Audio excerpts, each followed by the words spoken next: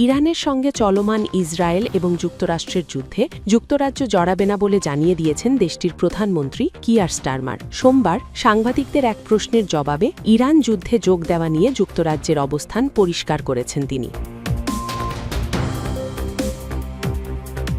British এই প্রধানমন্ত্রী বলেছেন, ইরানের ভূখণ্ডে ব্রিটিশ বাহিনী প্রবেশ করবে না। মধ্যপ্রাচ্যের যুদ্ধে ব্রিটিশ সেনা পাঠানোর সম্ভাবনা আছে কিনা সাংবাদিকের করা এমন এক প্রশ্নের জবাবে তিনি বলেছেন, এই যুদ্ধ আমাদের না, আমরা এতে জড়াব না। ব্রিটিশ প্রধানমন্ত্রী তার অবস্থান তুলে ধরে বলেন, যুদ্ধ চলাকালীন যুক্তরাজ্য প্রতিরক্ষামূলক ব্যবস্থা নিচ্ছে যাতে ব্রিটিশ নাগরিকদের জীবন, যুক্তরাজ্যের স্বার্থ এবং আমাদের আঞ্চলিক মিত্রদের সুরক্ষা নিশ্চিত করা যায়।